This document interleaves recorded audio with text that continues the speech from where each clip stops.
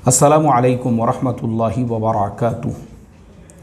मोहतरम भाइयों, बुज़ुर्गों, दोस्तों, शूराई फित्तीनों का एक टोला, उनको नमाज रोज़े की इतनी फ़िक्र नहीं है, उनको अपने दीन की इतनी फ़िक्र नहीं है, दावत की मेहनत की इतनी फ़िक्र नहीं है, जिससे ज़्यादा उनको इस बात की फ़िक्र है कि हमारे हज़रत जी मौलाना साद साहब के बयान में कौन सा ऐसा जुमला तलाश किया जा सके जिसको मुद्दा बनाकर, मौजू बनाकर, उन्वान बनाकर उम्मत में इंतशार पैदा किया जा सके। क्योंकि देखो, ये फित्तीन जो है ये है ही इंतशार पैदा करने वाले, क्योंकि इन्होंने मरकज़ निज़ामुद्दीन से जो बगावत की तो ही उम्मत में इतना बड़ा इंतशार पैदा कर दिया और उम्मत में इतना बड़ा फितना बर्पा कर दिया, फसाद बर्पा कर दिया। तो इन फित्तीनों के DNA में ही फितना और फसाद जो है वो शामिल हाल है, इनकी फितरत ही है ये।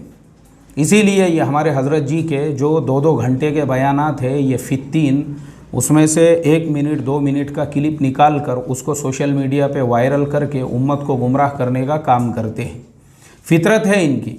इनको वो 2 घंटे का जो बयान है उसके अंदर उम्मत को क्या फ़ायदा हो रहा है, दिलों के अंदर कैसे ईमानी ताजगी पैदा हो रही है, किस तरीक़े से जो है उससे हमको हिदायत मिल सकती है, उससे उनको कुछ लेना देना नहीं है।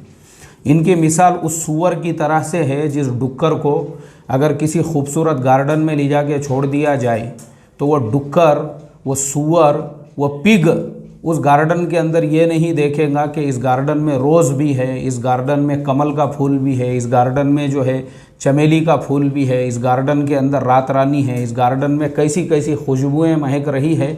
वो डुक्कर उस गार्डन में जाने के बाद में भी ये तलाश करेगा कि यहाँ पे मुझे पाखाने का एक पाखाना मुझे यहाँ पे कहाँ मिलेगा, वो वहाँ पे भी वही तलाश करेगा उस खूबसूरत गार्डन में।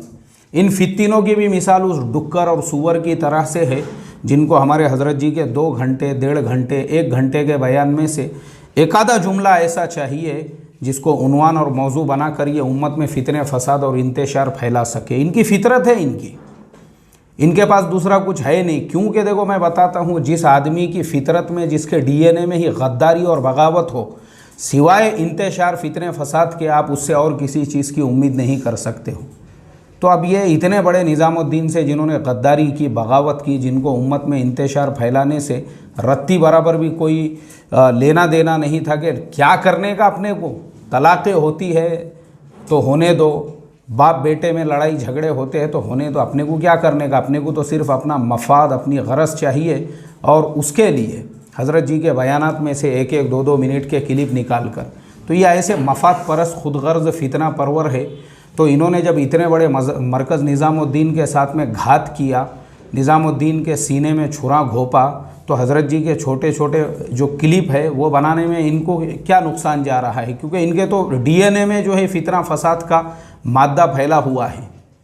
ऐसे ही माजी में बहुत सारे इन्होंने हज़रत जी के 2-2, 3-3, 4-4 घंटे के बयानात को दिए छोड़ के उसमें से 1-1, 2-2 मिनट के क्लिप निकाल कर जिस तरीक़े से उन्होंने जो है शाये किया और उम्मत के अंदर इंतशार पैदा किया। ऐसे ही अभी फ़िलहाल हमारे सामने हज़रत जी का एक नया बयान सामने आया हुआ है जिसके अंदर हज़रत जी ने साफ़ लफ्ज़ों में ये फ़रमाया, भाई अल्लाह के नबी सल्लल्लाहु अलैहि वसल्लम के साथ किस तरीक़े से अल्लाह की गैबी मदद और नुसरत का मामला होता है।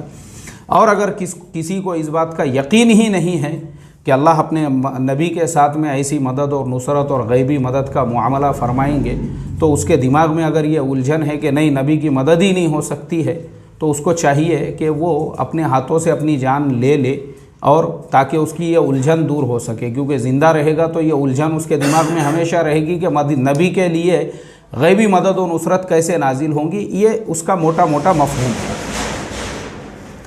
लेकिन चूँकि ये है फितना परवर, अब इनको एक पॉइंट मिल गया, इन्होंने उस क्लिप को भी निकाला और निकालने के बाद में जो है उसको सोशल मीडिया पे चलाने लगे। तो सबसे पहले तो मैं यही कहूँगा कि ऐसे जितने भी चंदा खोर है, सदक़े और ज़कात की रोटियां खा खा कर जिनकी आतड़ियों का रंग बदल गया हुआ है, वैसों को जवाब देना ही गलत और बेकार है। क्योंकि फितना परवरी ये, अगर देखो कैसा है, आप एक ऐसा इंसान है जो समझदार है, जिसको उम्मत के इत्तेहाद की फ़िक्र है, जिसको उम्मत को एक प्लेटफॉर्म पे लाने की फ़िक्र है, जिसके दिल में उम्मत का दर्द है, और जो ये देख रहा है कि किस तरीक़े से दुश्मनान इस्लाम, ना उनको आपके टुकड़ों से कुछ लेना देना है, ना आपके मसालिक से, ना आपके फ़िरक़ों से, उन्होंने पूरी तरह से इस बात की तैयारी कर ली है कि बस उनके लिए मुसलमान, जिसका नाम जो सिर्फ मुसलमान हैं, वो उनके लिए टारगेट है। इसलिए मुसलमानों की जड़ों को कैसे खोखला किया जाए, पूरा एड़ी चोटी का जोर उनका इस बात के ऊपर लग रहा है। तो जिसकी नज़रें इन सब चीज़ों के ऊपर है कि हमारा सबसे बड़ा दुश्मन फ़िलहाल वो दुश्मनान इस्लाम है, ये छोटी छोटी बातें नहीं है कि इनको लेकर हम उम्मत में और तोड़ और इंतशार पैदा करें, इसलिए कि उनके सामने वो तारीख़ है हज़रत इमाम अहमद इब्न हम्बल रहमतुल्लाह अलैह के ज़माने में। उस वक्त के सारे उन्होंने उलमा को, मुफ़क्किरीन को, और उस वक्त के जितने भी बड़े बड़े उस वक्त के जो है अइम्मा थे, तमाम लोगों को एक जगह पे जमा किया और कहा कि इस वक्त हमारा मुकाबला तातारियों से है, दुश्मनान इस्लाम से है, तो अब हमारे आपस के जो इख्तिलाफ़ात है, इंतशार है, उन सबको अभी बालाए ताक रख कर इत्तेहाद हमारे लिए सबसे बड़ी ज़रूरत है। तो इस वक्त में जो आदमी भी बैतुल्लाह को अपना क़िबला मानता है, हम उसको अपना मुखालिफ नहीं समझेंगे। बस जो भी जिसने भी बैतुल्लाह को अपना क़िबला माना, हम उसमें से किसी की भी मुखालिफत नहीं करेंगे, बल्कि उनको सबको साथ में लेकर फ़िलहाल जो हमारा टारगेट है दुश्मनान इस्लाम, हमको उनका मुकाबला करना है। ये फ़िरासत थी हमारे बड़ों और बुज़ुर्गों के अंदर।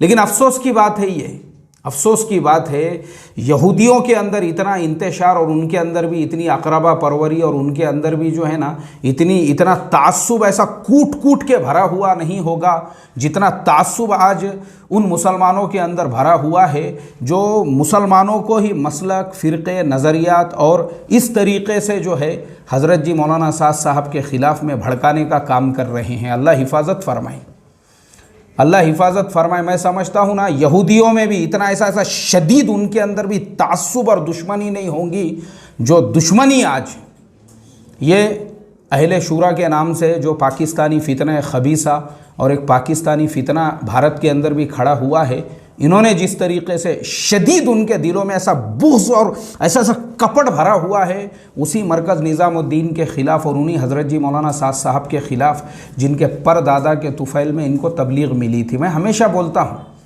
अपना तबलीग का पहला दिन सोचो, पहला दिन। आज जो आप अल्लामा बन के बैठे हुए हो, आप जो आज तालुक़े ज़िले के ज़िम्मेदार बन के बैठे हुए हो, आज जो आप तबलीग के अकाबिर बन के बैठे हुए, अपना पहला दिन मत भूलो। तबलीग में आपको किस शराब खाने से उठा के लगाया गया था, तबलीग में आप जो है किस माहौल से आकर लगे थे, आपको कोई नहीं जानता था, आपके गली के कुत्ते भी आपको नहीं पूछते थे। आपको जो पूरे दुनिया में जो शोहरत मिली और लोगों ने आपको जाना, उसी तबलीग के, उसी मरकज़ निज़ामुद्दीन के चौखट के धूल का तुफ़ैल है, वो उसी तबलीग का तुफ़ैल है। तो आज वही लोग जो तबलीग के ख़िलाफ़ में खड़े हुए हैं, हैरत होती है मुझे, उनको क्यों अल्लाह से डर नहीं लगता। जब तबलीग में पहले दिन लगे थे, पहनने को बराबर से पैजामे नहीं थे, पैजामे में नाड़ा नहीं था, और पिछवाड़े पे ऐसे 2-2, 3-3 बालिश के पेवन थे, घर में दाल चावल जवारी बाजरी के वांदे थे। उस वक्त साइकिल चलाने की औकात और हैसियत नहीं थी। पहला दिन सोचो ना, क्योंकि मुफ्त में फुकट में मिली हुई तबलीग है, इसके लिए कदर नहीं है। उन्हीं हज़रत जी मौलाना साद साहब के परदादा के तुफ़ैल में तुमको वो तबलीग मिली। आज उसी तबलीग के तुफ़ैल पूरी दुनिया में तुम्हारी नाम हुई, बड़ी बड़ी गाड़ियों में आज घूम रहे हो, दस्तरखानों पे जो है बकरे मुर्गे खुंदल रहे हो। उसी तबलीग का तुफ़ैल है, उन्हीं मौलाना साद साहब के परदादा का तुफ़ैल है, उसी मरकज़ निज़ामुद्दीन के चौखट के धूल का तुफ़ैल है। वरना तुमको तो सालों गली के कुत्ते भी नहीं पूछते थे, तुमको कुत्ते भी नहीं पूछते थे, गली के कुत्ते। तुम्हारी औकात ऐसी थी, पैजामे पहनने की औकात नहीं थी, ऐसे 2-2, 3-3 बालिश के पेवंद होते थे तुम्हारे ऊपर। लेकिन आज उन्हीं मौलाना साद साहब के बारे में ऐसा शदीद दिल के अंदर जो है ऐसा बुग़्ज़ और कपट भरा हुआ है कि उनके बयानात 2-2, 3-3 घंटों के, उसमें से क्लिप निकाल के तुम उम्मत को गुमराह करने का काम करते हो। तुम्हारी औकात है क्या हज़रत जी मौलाना साद साहब के बयानात समझने की? उतना फ़हम, उतनी फ़िरासत है? अरे सदक़े और ज़कात की रोटियां खा खा के तो तुम्हारी जो आतड़ियाँ हैं उनके रंग और कलर बदल गए हुए हैं। तुम्हारी औकात भी नहीं है, न तुम्हारे अंदर उतना सेंस है कि तुम उन बातों को समझ सको। तुम्हारी क्या औकात है, तुम्हारे अंदर कहाँ उतनी फिरासत है। जो हज़रत जी मौलाना साद साहब की बात को समझने के लिए वो लेवल चाहिए, वो कैपेसिटी चाहिए, वो समझने के लिए वो मैच्योरिटी, उतना अल्लाह ताला ने दिया हुआ चाहिए, तब वो बातें समझ में आती है। यहाँ सदक़े ज़कात और तबलीग के दस्तरखानों पे बकरे और मुर्गे खुंदल के अतड़ियों के रंग जिनके बदल गए हुए हैं, क्या समझ में आएंगी उनके ये बातें। औकात ही नहीं है तुम्हारी, तुम समझ सको उनकी बातों को। तुम सिर्फ, तुम्हारे दिलों में जो शदीद तरीन जो कीना, कपट, हंसा, जलन, ऐसा बुग़्ज़ भरा हुआ है ना, इसी वजह से भरा हुआ है क्योंकि तुम तबलीग में लगे थे ही अपने अगराज और मफादात को लेकर। अल्लाह हिफाजत फरमाए, ये सिर्फ अगराज और मफादात के लिए है, इसके अलावा कुछ नहीं है। सिर्फ अगराज और मफादात को लेकर कुछ नहीं है, ये सब बाकी की फालतू की बातें हैं ये बस, क्योंकि लगे ही इसलिए थे। मैंने देखा हूँ ये जितने भी फितना परवर जो पाकिस्तानी आलमी शूरा खबीसा जो है, इसमें जितने भी फितना परवर है आपको सब वही मिलेंगे। आप खुद अपने बस्ती में, अपने गांव में देख लो, जब निज़ामुद्दीन के साथ में भी काम चलता था तब भी इनकी फितरत में फितना परवरी और बगावत और मशवरों में अपनी मनमानी करने का और अपना बड़ापन और अपने अगराज और मफादात को पूरा करने का, जिनमें ऐसा जज्बा ऐसा कूट के भरा हुआ होता था, वही खबीस आपको जो है ना आज भी उस जो है पाकिस्तानी आलमी शूरा के अंदर मिलेंगे। बस अल्लाह ने छटा दिया इनको। हमारे मौलाना यूनुस साहब रहमतुल्लाह अलैह जो फरमाया करते थे ना, जैसे समंदर सड़ी हुई मछलियों को फेंक देता है, चाहे फिर वो 50 कुंटल की वेल मछली क्यों नहीं रहती, ऐसे ही अल्लाह ने इन सड़े हुए गले हुओं को, जिनके अंदर ऐसी खबासत ऐसी कूट के भरी हुई थी, इन खबीसों से अल्लाह ने तबलीग को पाक किया। अल्लाह का शुक्र है करोड़ों दर्जे। ये जितने गले सड़े हुए अपने गंदे जज्बात लेकर जो हमारे मौलाना फरमाते थे, जा बाबा जा, खाले कमाले, तेरी लाइन नहीं है ये, जा खाले कमाले, तू तबलीग के नाम पे प्लॉटिंग के धंधे कर ले रहे, तू बिल्डिंगें बना के बेच दे, तू तबलीग के नाम पे बन जा, तू तालुके का जिम्मेदार, ज़िले का जिम्मेदार, शहर का जिम्मेदार, सूबे का अकाबिर बन रहे, तू बन, खाली तू बन जा, तू अपनी पोजीशन बना ले इस तबलीग के काम के ज़रिए से। तेरी लाइन नहीं है ये, खाले कमा ले तो इस काम के ज़रिए से। तो मोहतरम दोस्तों, मैं सिर्फ इतना ही कहना चाहूँगा, जो हमारे बेचारे सीधे साधे भोले भाले साथी जो निज़ामुद्दीन के नहज पे काम कर रहे हैं, माशाअल्लाह अल्हम्दुलिल्लाह, इस तरीक़े के जो क्लिप्स काट कर आपके जहनों में जो इंतशार और हज़रत जी ने ये फरमाया वो फरमाया, ये सब चीज़ों के देखने का ये वक्त और टाइम ही नहीं है। हज़रत जी ने क्या फरमाया, क़यामत के दिन उनसे उसकी पूछ होंगी।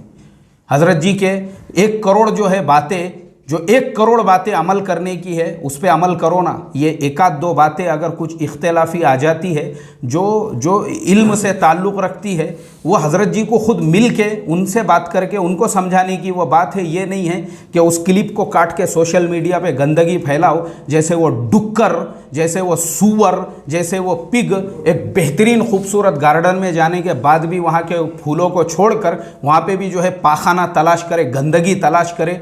वो नेचर और मिजाज मत बनाओ। जो करोड़ों बातें अच्छी है उनको लो आप। अल्लाह ताला ये खबासत से हमारी हिफाजत फरमाएं।